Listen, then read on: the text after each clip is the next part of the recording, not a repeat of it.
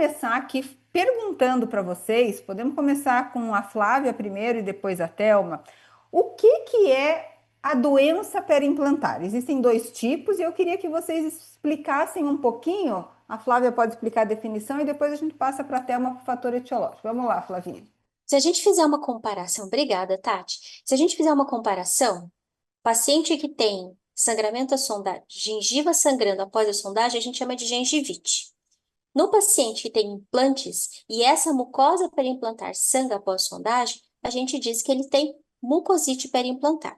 De maneira análoga, quando o paciente começa a perder inserção ao redor dos dentes, a gente diz que ele tem periodontite. Quando esse paciente tem implantes, ele começa a perder a osseo-integração ao redor desses implantes, a gente diz que ele tem periimplantite. E é interessante a gente conversar sobre essas duas formas da doença, porque muitas vezes a pessoa não sonda, aí ela pensa que os implantes dela, que o paciente recebe implantes lá no consultório dela, ela nunca tem problema. Não tem problema porque não encontra, porque quando você começa a sondar esses pacientes, você observa que a mucosite está presente, e se não tratada, ela provavelmente vai evoluir para periimplantite. Muito bem. E Thelma, e sobre o fator etiológico, então, dessas doenças periimplantares? Fala um pouquinho para a gente. Então, como a professora Flávia falou, a gente assemelha muito a periimplantite e a periodontite, ou seja, a mucosite periimplantar, característica semelhante à gengivite, assim como a periimplantite, características semelhantes à periodontite. E assim como o diagnóstico é semelhante, os fatores etiológicos também. Como a doença periodontal, a doença periimplantar ela é de origem multifatorial, sabendo que o principal fator etiológico é a presença do biofilme, ou seja, se a gente conseguir controlar esse fator inicial, que é o biofilme, como é o principal, a gente consegue ter um controle melhor. Mas temos outros fatores associados. Joia. E esses fatores associados, quais vocês têm visto na prática clínica de vocês, os principais fatores associados à periimplantite, além do fator etiológico principal, que é o biofilme? Só que continuando, então hoje nós temos diabetes e tabagismo como dois fatores aí de risco, assim como nós temos para a doença periodontal. Diabetes, quando eu falo, é o diabético descompensado, sabendo que pacientes diabéticos controlados, ele é considerado ali um paciente normal, e o tabagismo. Mas também temos outros fatores, como, por exemplo, a ausência de mucosa queratinizada, que envolve ali a manipulação nós da pério, a gente acaba vendo muito isso, a presença de aquecimento ósseo, ou seja, algumas iatrogenias durante a instalação do implante.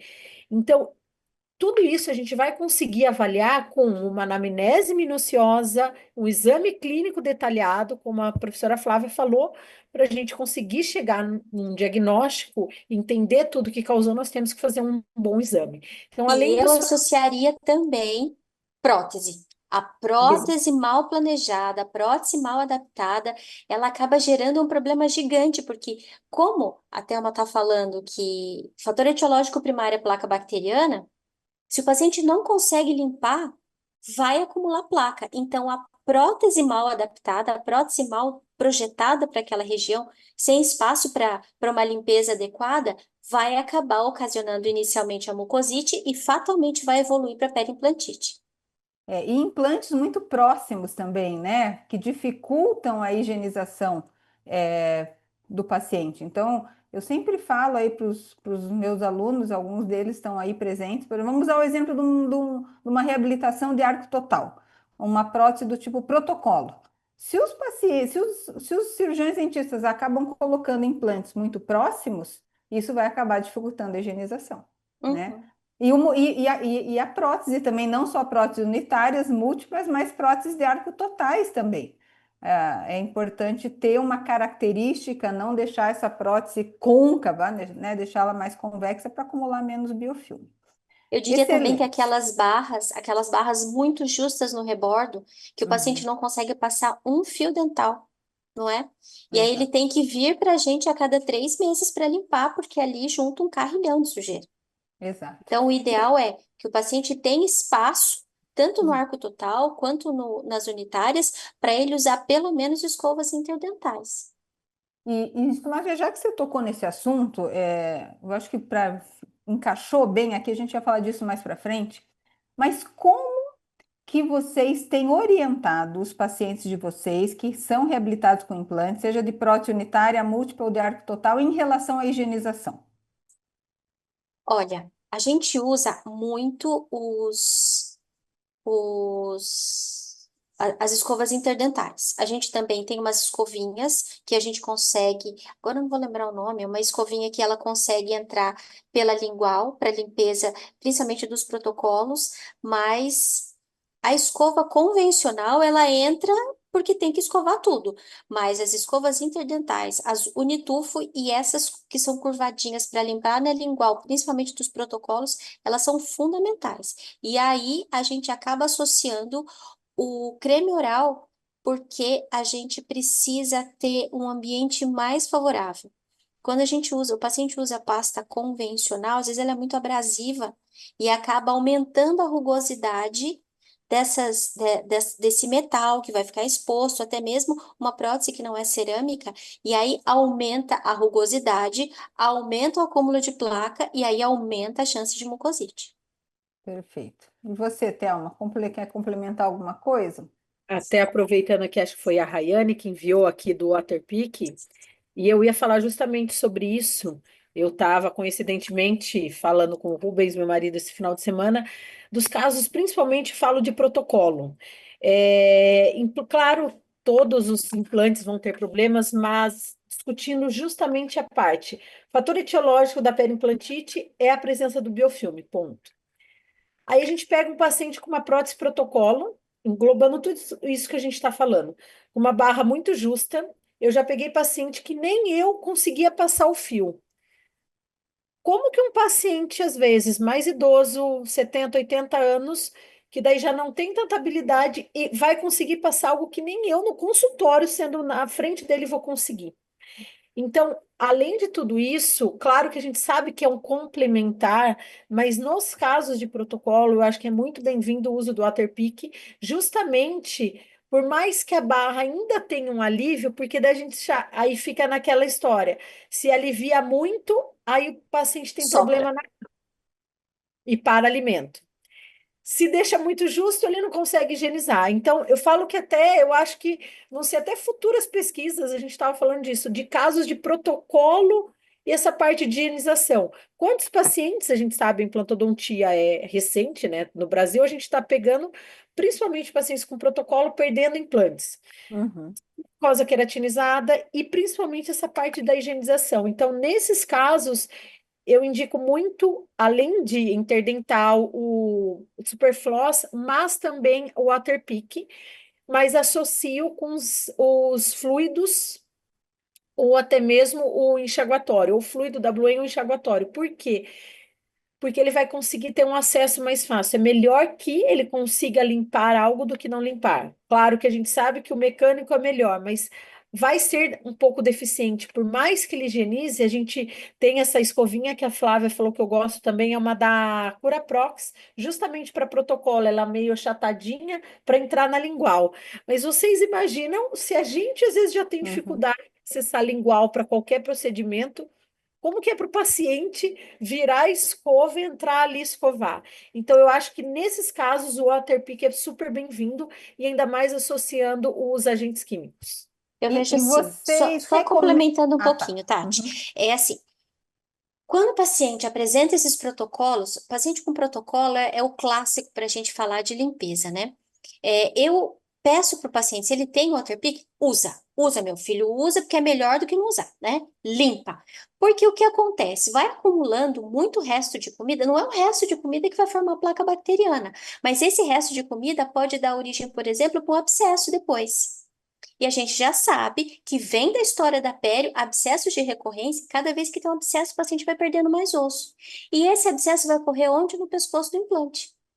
Legal. Cada vez que ele faz um abscesso por entrada, por esse acúmulo de alimento, ou que seja palito, fio dental, que a gente sempre encontra, às vezes a gente encontra um rato morto lá dentro também, né? Porque é tanta sujeira que fica, a gente precisa usar esse Waterpik para remover. E aí vem a escova para a gente fazer a complementação da higiene. E vocês têm recomendado, por exemplo, para o paciente colocar ali dentro do reservatório do Waterpik o enxaguatório ou fluido, ou misturar com 50% de água e 50% do enxaguatório, ou tem solicitado mais, recomendado para eles fazerem o bochecho? Eu prefiro o bochecho. Eu prefiro recomendar o bochecho para os pacientes. E eu tenho visto muito paciente que já é mais de idade, com protocolo, que eles têm, no combo de medicamentos, eles também fazem xerostomia. E aí o fluido oral entra Uhum. super bem nesses casos. Sim, é verdade. Eu tenho tido casos também de pacientes com xerostomia e o fluido tem ajudado bastante. E você, Thelma, recomenda mais o bochecho também? Depende. Às vezes eu falo, claro, seria melhor se ele conseguisse daí já colocar o fluido ou o enxaguatório para usar ali. Só que a gente sabe que daí acaba gastando muito. Sim. E o custo para daí não é um bochecho que vai durar, às vezes, ali um mês, uma solução vai durar 2 dias. Então, nesses casos, daí eu não prefiro não diluir. Então, o que que eu prefiro? Usa primeiro o Waterpik para fazer igual, tirar aquele grosso, fazer a remoção ali de restos de alimento. Aí sim vem com a escovação e depois finalizar com o fluido, dependendo do caso, ou o bochecho. Ótimo. Enxaguatório. Ótimo. Bom, gente, agora vamos falar de um ponto que eu acho bem importante, né? Nós falamos aí que o fator etiológico principal é o biofilme, a Flávia já falou da importância da sondagem, e eu queria começar, assim, falando para quem está aqui nos escutando que você pode sondar e deve sondar os pacientes que são reabilitados com implantes, inclusive com sonda metálica, igual vocês estão vendo na imagem. Porque eu não sei vocês, meninas, mas eu ainda escuto colegas falando: ah, eu não tenho sonda de Teflon, então eu não sondo meus pacientes. Eu acho que é um ponto bem fundamental, porque sem sondar a gente não faz o diagnóstico. Quem quer começar falando desse tema um pouco polêmico atualmente? Já tô coçando aqui. Pelo amor de Deus, eu falo sempre que sonda periodontal é a varinha mágica. Ela Uhum, traz para a gente um monte de informação. Ela traz informação da profundidade clínica de sondagem, se está sangrando, se não está, se o paciente sente dor ou não. Quer dizer, se a mão do dentista está calibrada ou não. E eu acho que a maior parte das pessoas que fala isso é porque não sabe sondar. exato. E a Então, sonda periodontal, as pessoas, gente, eu falo, quem é meu aluno e está aqui me escutando vai lembrar. As pessoas não têm sonda periodontal no exame clínico, eles têm a sonda periodontal separada em outro pacotinho. exatamente. Ou então não é a sonda periodontal, aquele negócio que é dessa grossura assim, que a gengiva do paciente vê e já sai correndo, porque não tem condição de sondar com aquilo. E esse negócio de. Isso é uma história muito antiga, né? Já vamos entregar a idade agora. Há muito tempo atrás, as pessoas achavam que o implante foi feito num torno metálico, é um negócio de metal feito num torno metálico. Mas depois que entrou na boca do paciente, virou imaculado, então você não pode encostar nada metálico ali. Não é É, bem assim. E aí veio com essa história, ah, só pode sonda de plástico, só pode sonda de teflon, menos, né? Vamos sentar, vamos sondar todo mundo e vamos sondar com cuidado. E é isso que a gente tem que fazer para todo paciente. Você colocou implante nesse paciente, esse paciente é seu. A não ser que exato. quiser mandar para Tati, para Thelma, para mim a gente aceita também. Mas Com o maior prazer. você tem que fazer a manutenção desse paciente. A manutenção é feita, diagnóstico precoce de mucosite com sonda periodontal. E sondar dentes e implantes, hein, pessoal? Sondar tudo.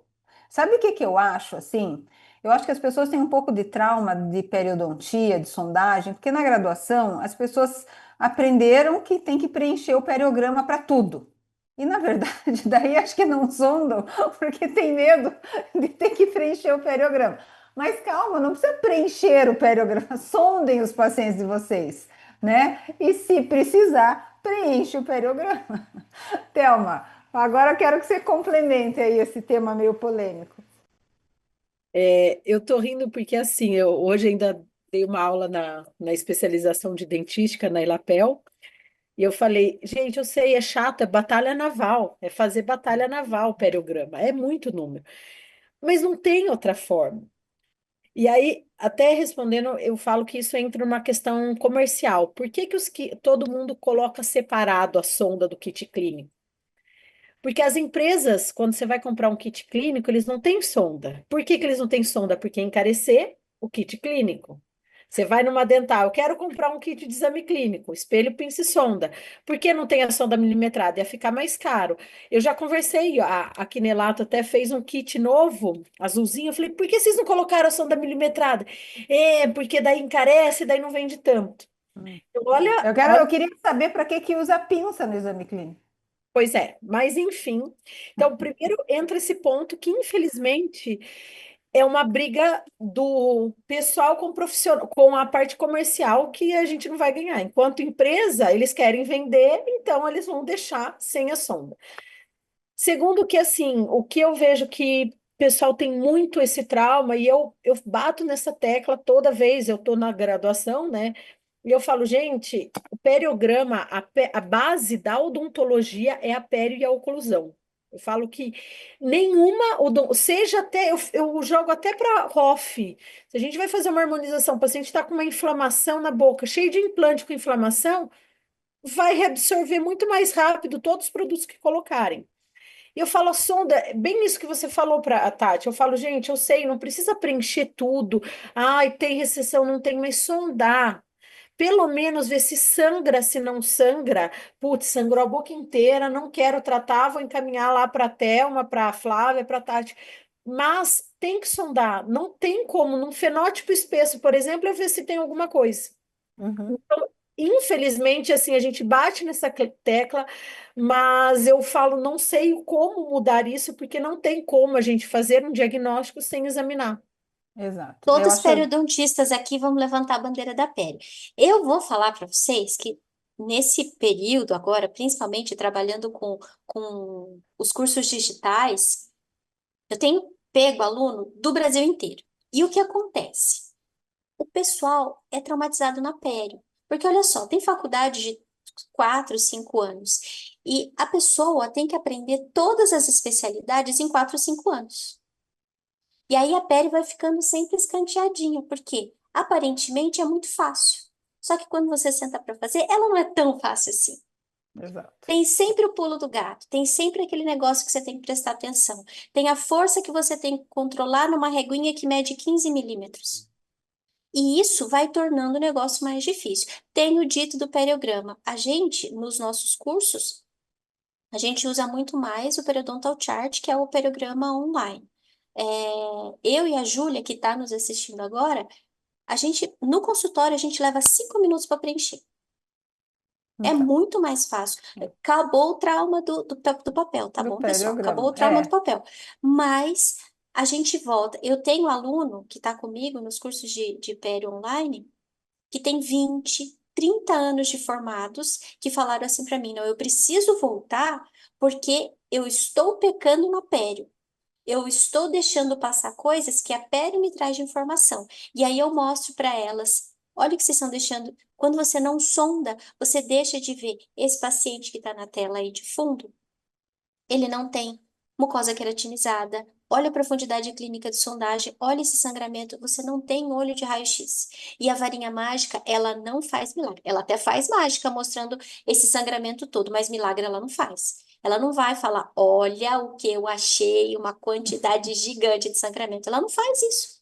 É você que tem que pôr a mão para fazer.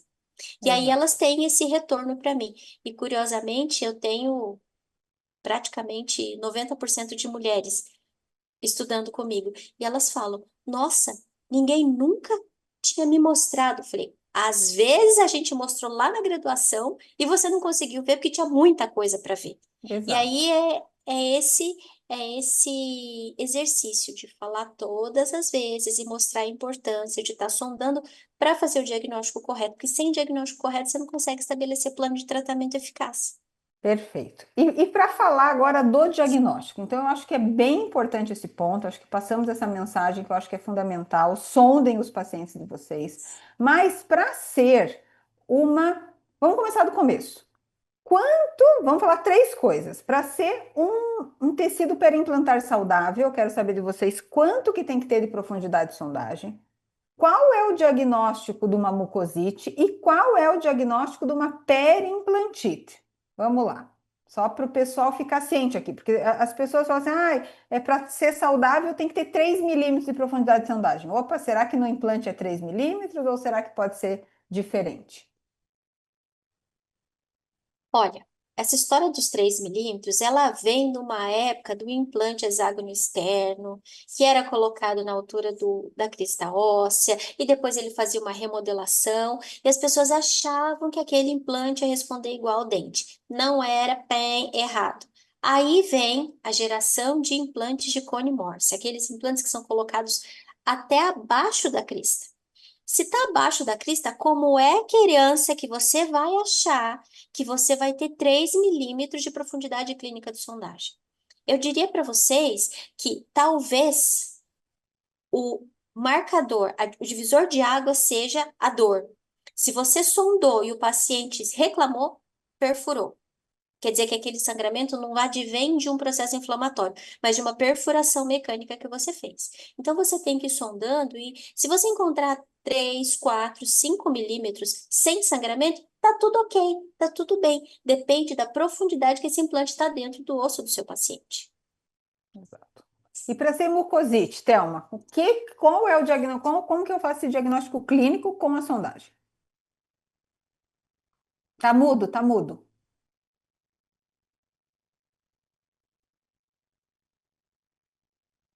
Deu. Sangramento. Eu falo que o principal é a presença do sangramento.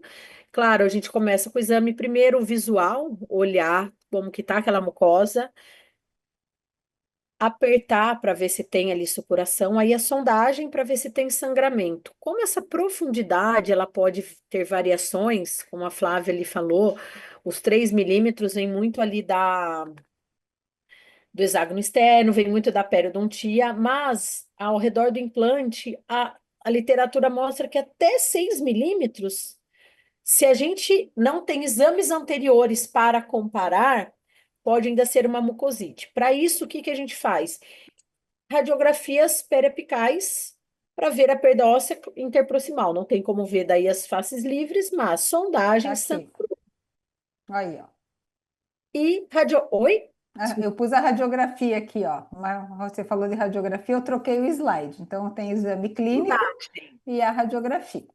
Isso, sondagem, sangrou.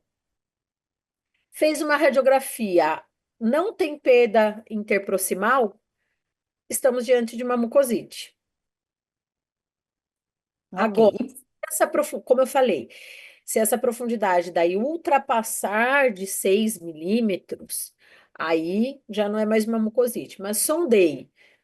Tem até ali, normalmente é o que eu estou seguindo pela literatura, mas falo na clínica sondei, tem sangramento, fiz radiografias, não tem perda óssea diante de uma mucosite. E se tem perda óssea? Aí já vamos para periimplantite. Mas Isso. eu acho que a gente esqueceu de falar que um dos fatores, indicador de risco para doença periimplantar é doença periodontal prévia não tratada, Uhum. Tá. né? Sim, muito importante esse, a gente Porque tinha se você esquecido mesmo. não sonda o paciente quando ele chega, você não identifica bolsas periodontais ativas, você não identifica percentual de sangramento à sondagem, e você já vai operando logo de cara, a chance de você ter um implante com periimplantite aumenta significativamente. Esse é. Perfeito. E o pior é que às vezes a gente vê pacientes com doença periodontal ativa sendo instalados implantes antes de tratar a doença periodontal, né? É triste às vezes essa realidade. Ótimo. Então, falamos do diagnóstico, né? O que é um tecido periimplantar saudável, como é que diagnostica mucosite, como é que diagnostica periimplantite. Então, é sempre bom, é sempre o ideal associar o exame clínico com o exame radiográfico. E na radiografia, se tiver perda óssea associado a sangramento e profundidade de sondagem aumentada, é uma periimplantite. Bom, agora, então já sabemos fazer o diagnóstico aqui para quem está nos escutando. Já sabemos o que é, quais os fatores etiológicos, quais os fatores de risco, como fazer o diagnóstico, agora vamos para o tratamento. Chegou lá, tá lá no consultório de vocês, vocês diagnosticaram um paciente com perimplantite agora, tá? Vamos falar direto da perimplantite. Qual é a forma de tratamento que vocês têm costumado usar para tratar essa doença? Bem, vamos lá. Pensando nos fatores etiológicos, no fator etiológico primário, eliminação de placa bacteriana o máximo que a gente pode. Uhum, E eu estava com o Frank Schwartz agora em agosto e a gente estava conversando sobre diferentes formas de tratar a periimplantite. Ele falou assim: olha, limpa, limpa como você puder, em campo fechado. E depois, provavelmente, você vai ter que abrir.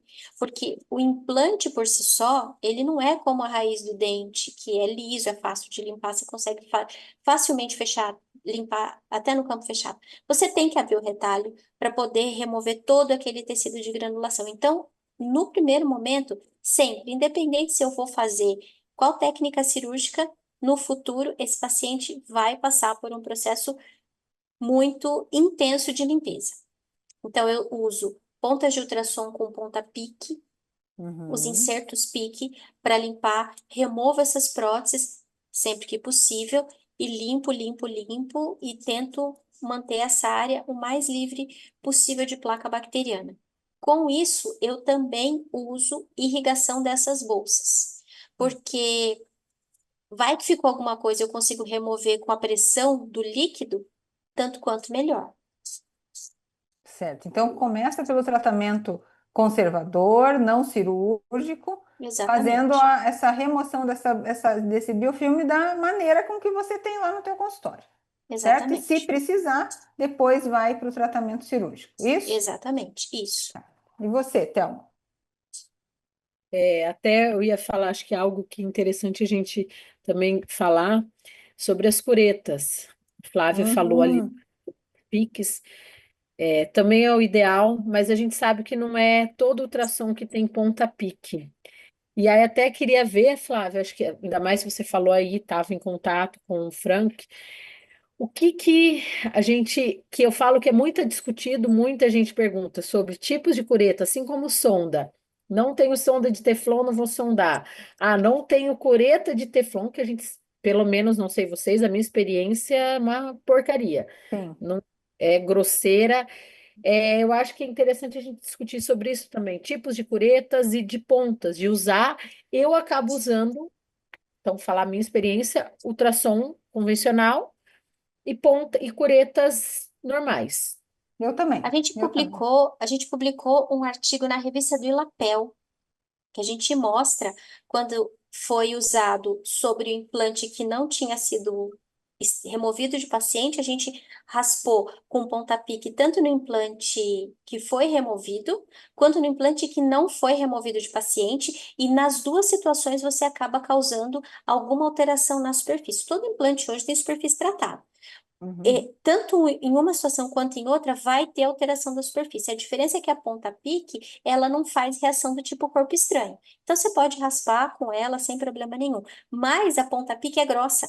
Ela não entra em todo o vale de todos os implantes. E isso é uma questão que eu conversei com o Frank, eu conversei com o Mário Rocuso. O Mário Rocuso falou que na Itália é ainda pior. Lá, ele falou que lá na Itália é o equivalente a bar no Brasil. Fábrica de implante na Itália é o equivalente a bar no Brasil. Em cada quadra tem pelo menos quatro. Nossa. E aí, cada lugar aparece uma macrogeometria diferente. E aí é impossível você ter uma ponta de ultrassom pique que vai fazer essa limpeza. Então, se você tem a ponta metálica, use a ponta metálica. Qual é o problema? Ah, cureta. Você pode usar cureta de titânio e você pode usar cureta metálica mesmo. Esse implante, essa superfície de implante, ela já está contaminada. Não tem Sim. mais como você. A não ser que você coloque o paciente inteiro na autoclave, né? Quem sabe a gente consegue limpar. Mas, caso contrário, não tem como limpar 200% isso aí. Não vai ficar Exato. igual. Até essa questão da reosso-integração é um negócio que fica meio na dúvida, porque para você ter certeza, você tem que remover o implante do paciente, para você então ver se isso aí reosso integrou mesmo. Pelo sim, pelo não, limpa. Com ponta de ultrassom metálica, se é o que você tem, quanto mais fina, para entrar melhor nesses vales, melhor. Mas uma coisa que O Frank tem usado muito, e eu no consultório também tenho usado, são essas escovinhas metálicas, que se a gente entrar no sentido da rosca, ela consegue limpar bem. Mas no Brasil a gente não tem nenhum Exato. fabricante que tenha essas escovinhas. E aí então a gente tem que dar um jeito para conseguir essas escovinhas para conseguir fazer um tratamento adequado. É. Então, respondendo a sua pergunta, Thelma, se você não tem cureta de titânio, a de Teflon não usa porque é ruim mesmo. Não tem cureta de titânio? Usa a metálica, mas usa. Não tem ponta de ultrassom pique? Usa sua ponta de ultrassom metálica. É melhor do que nada. Sempre tomando cuidado para limpar dentro da área da rosca, entre os picos, na área da rosca, para que você consiga limpar toda essa área que o paciente não consegue limpar. E a cureta eu acho que ajuda bastante também para a remoção do tecido de granulação, né? Você pode virar, às vezes, a parte cortante da cureta para o tecido e ajudar a remover. E Uhum. eu gosto muito também de, depois de usar ultrassom e cureta, usar o jato de bicarbonato. Ah, Mesmo em mas é campo com glicina. fechado, Com com glicina, né? glicina. Isso. O jato com glicina. E daí isso ajuda, eu acho que fazer uma descontaminação boa. E depois eu ainda irrigo as bolsas com o fluido da Bluen e aplico o gel da Bluen nesse tratamento conservador aí, não cirúrgico. Uhum. E é muito legal a Flávia trazer essa experiência dela, que ela viajou agora recente. Para quem está aqui nos escutando, o Frank Schwartz é um dos principais autores, uma sumidade hoje, no tratamento de periimplantite aí pelas publicações. Então, ó, ela ouviu da boca dele, limpa. O importante é descontaminar a superfície, né? E depois, se precisar fazer um procedimento cirúrgico, abriu lá. Não, mas aí você, quando você limpa, você já melhora a mucosa imediatamente, né? Você Uhum, tirou aquela uhum, sujeirada toda, já melhora. E aí, para os procedimentos cirúrgicos, você, dependendo do formato desse defeito que você tem, se é um defeito contido ou não, você pode trabalhar com substitutos ósseo-xenógenos, você pode trabalhar com ROG clássica, substituto ósseo-xenógeno, osso autógeno em chip, mais membrana de colágeno, depende da conformação desse defeito. Rosca que está acima da crista óssea, implantoplastia, deixa isso liso para o paciente poder limpar. Mas uma coisa que o que eu vejo, principalmente de aluno, sempre fica na dúvida: até quando eu invisto para tentar manter esse implante? uhum. Uma aluna me falou ontem, a paciente tinha menos de um terço de osso da altura do implante. E aí, conversando com o Frank também, ele falou assim: não adianta você falar em um terço, dois terços, porque tem implante que tem 4 milímetros. Exato. Metade do implante são 2 milímetros. Então é pouco osso. Esse implante, ele vai ter que ser removido, porque como é que ele vai se manter com 2 milímetros? E essa paciente, essa aluna tinha um implante de 12 milímetros e ele devia ter assim uns 2 milímetros só de osso na Osso região integrado. apical. Uhum. É. Aí eu falei para ela, amiga, Jesus chamou. Bota o retriever aí e faz ele dar tchauzinho para todo mundo, porque não é muito investimento, é um investimento Uhum. biológico para o paciente.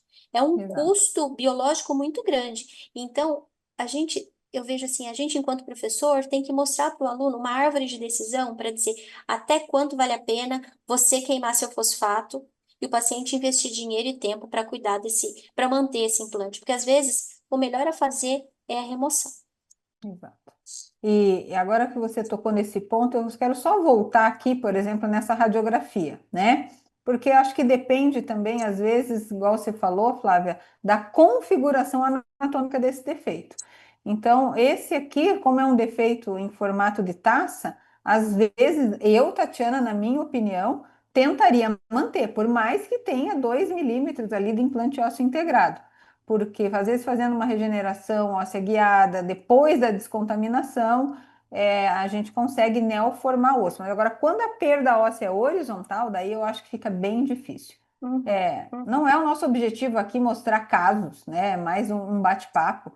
Mas depois, quem tiver aqui, essa radiografia é de um artigo científico que o profissional ele descontaminou a superfície com tratamento cirúrgico utilizando o Bluen e neoformou o osso aqui, sabe? uhum. Então, a gente não pôs o caso inteiro, mas dependendo, acho que a configuração óssea, a gente consegue não reósseo integrar, mas neoformar osso ou tecidos ali ao redor. Só mantém essa radiografia um pouquinho. Para quem está Hum, assistindo a gente, dá para ver bem na mesial, voltado para o dente, que você tem um pico ósseo. Quando uhum, você tem hum, esses picos ósseos, torna esses defeitos muito favoráveis para a regeneração. São eles que vão sustentar uma membrana, são eles que vão conter esse enxerto que você vier a colocar ali. E tem uma coisa que é muito importante. Do ladinho desse pico ósseo tem um ligamento periodontal, que é fonte de célula para povoar essa área que a gente precisa. Tudo ao redor do implante, só implante, demora muito mais para cicatrizar. Demora osso, demora mais tempo para formar osso, para cicatrizar tecido mole, mas quando eu tenho esse ligamento periodontal do dente tão próximo, facilita muito o processo de cicatrização, porque atrai células. Eu tenho uma fonte de células, uma maior fonte de células disponível para conseguir recuperar essa área. Thelma, quer complementar alguma coisa aqui do tratamento? É, acredito que a Flávia falou bastante, bem legal e bem importante que ela falou. E justamente sobre isso de árvores de decisões, aquele artigo ali, até aquele slide que você acabou de mostrar, é, se a gente pegar pela literatura, daí o que eles falam? Primeiro de tudo é ver como que tá se o implante está bem posicionado ou não. Isso é um grande ponto. Uhum, Consideração, porque como a Flávia falou, muito todo mundo gosta de essas árvores de decisões. Faço ou não faço? A gente sabe que, claro, que na hora da, como estamos tratando com um paciente que é biologia, não é tudo tão fácil, né? Mas 90% dos dentistas querem essa receitinha, inclusive para tudo, quando indicar um ou outro, mas primeiro, avaliar, por exemplo, naquele caso, se o implante está bem posicionado. Quando tem mais de um terço de perda, quando tem dois terços de perda óssea, recomenda-se tirar. Mas o que leva em consideração, primeiro, o posicionamento do implante e o segundo, tipo de defeito, porque é como você mostrou, uhum, aquele vamos defeito voltar. é horizontal, é um defeito vertical. Então, nesse caso, apesar de a gente estar vendo só uma radiografia periapical, então não sei como está o posicionamento, mas vamos supor que estava bem posicionado. E apesar de ter mais ali de dois terços de perda óssea, é um defeito vertical que favorece uma regeneração.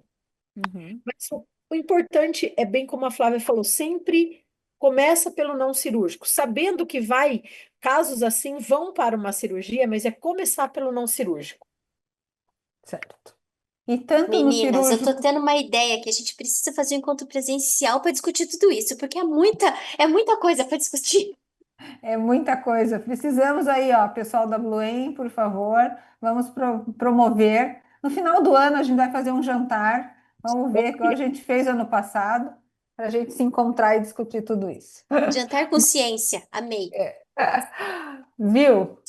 Agora vamos assim falar um pouco. A gente já falou, né? Mas eu acho que complementar aqui então na nossa prática, ah, não só o uso da Bluen, mas o uso de métodos adjuvantes, tanto nessa parte de manutenção do paciente, como do tratamento, conservador, não cirúrgico e cirúrgico.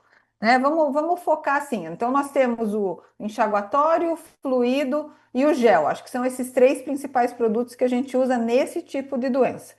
É... Thelma, quer começar você? Protocolo, então, vamos lá. Para tratamento de periimplantite, o que que você usa dos produtos da Bluen ou de outras terapias adjuvantes? Bom, até eu falei com a Flávia domingo e eu falo isso para todo mundo. Meu queridinho é o gel e ponto. Uso os outros, mas para mim o gel ali é o. Inclusive hoje, desculpa, eu estava mandando mensagem para o paciente que eu operei ele e usei o gel, dei o gel para ele. Primeiro de tudo, sempre complementar o gel. O gel e o enxaguatório são os que eu acabo utilizando. Quando que eu não utilizo o enxaguatório e utilizo ali o fluido? Dependendo das características do paciente. Se é um paciente ali que eu vejo que tem mais boca seca, tem algumas outras características, eu passo para o fluido. Se não é o enxaguatório, mas o gel 100%.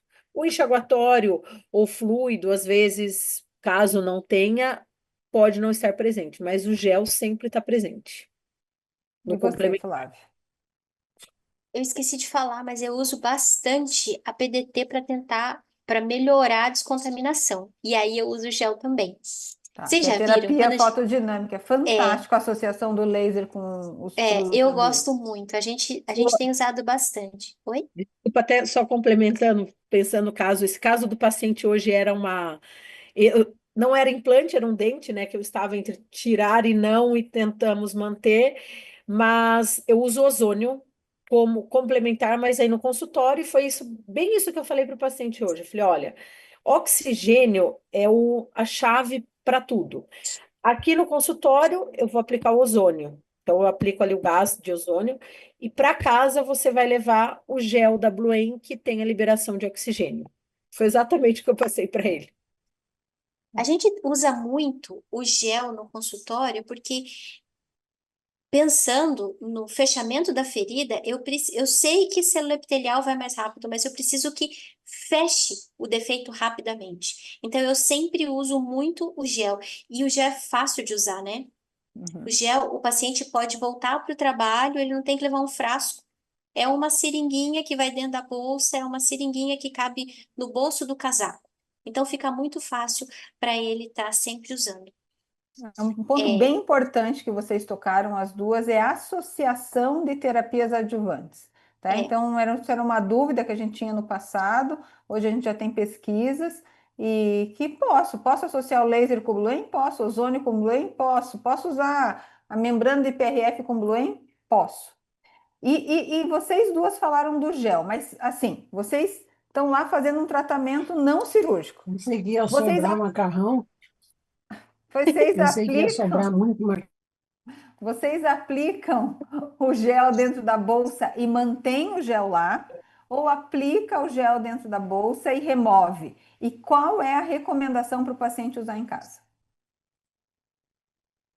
Olha, a aplicação do gel, quando eu faço a primeira fase de tratamento não cirúrgico, né, a fase da limpeza propriamente, a fase higiênica, eu raspo bem e faço a irrigação. Eu não utilizo o gel nessa hora. Eu deixo Tá. para o paciente usar o gel nas escovinhas interdentais. Que tem uma coisa que a gente vem estudando, vem conversando muito e tem chamado muita atenção, principalmente do pessoal de Ribeirão Preto, é reverter a desbiose bucal. Uhum. Então, quando eu faço uso desses produtos que liberam oxigênio, eu favoreço o aumento das bactérias boas, que essas bactérias boas também vão ajudar a gente no processo de cicatrização. Então, eu não uso o gel dentro da bolsa, eu prefiro usar o gel sempre para evitar que essa placa bacteriana migre em direção apical e vá e invada aquela região que eu já limpei. Certo. E você, Thelma, tem algum protocolo diferente do gel? Você usa dentro da bolsa? Uso, deixa eu só. Eu acabei de ver aqui uma pergunta, acho que da Rayane. Eu acho que era justamente. Eu estou lendo aqui pelo horário para tentar imaginar, acho que era justamente a hora que a gente estava naquela radiografia que ela perguntou. Mas aí a longo prazo, fazer a regeneração, remover, acho que seria o implante, fazer a regeneração, instalar um implante novo não é mais viável?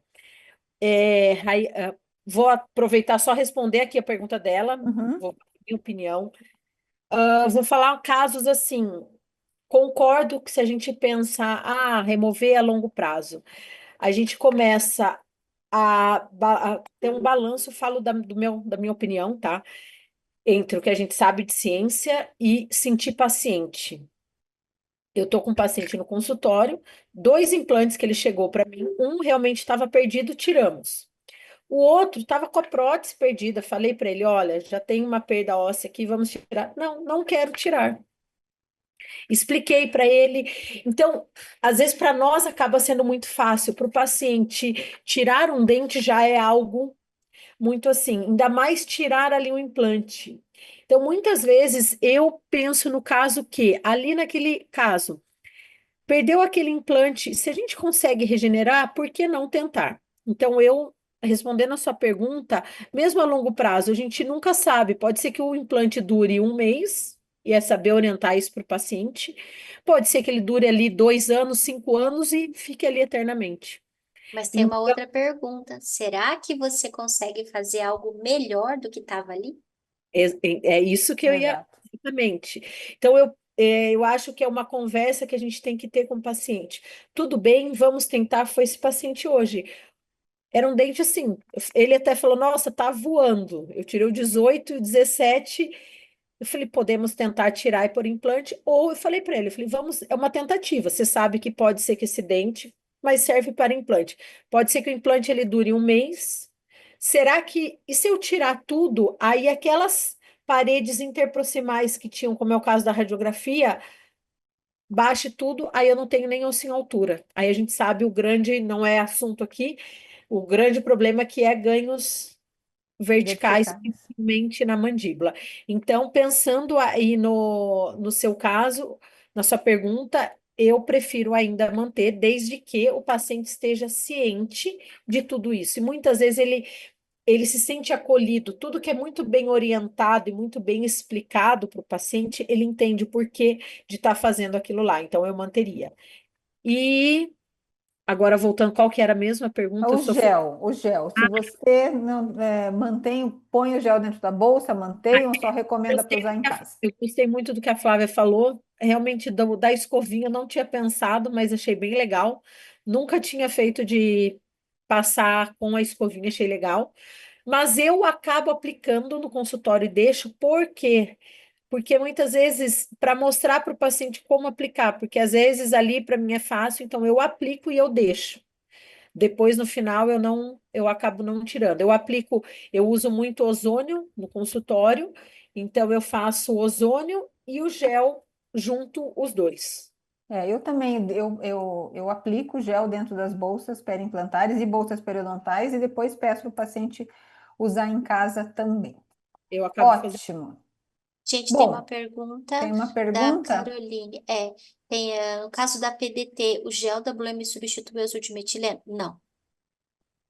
Você É, faz o protocolo do APDT, azul de metileno, 5 minutos, laser de baixa potência, aí você aplica o gel por cima. Certo, Caroline?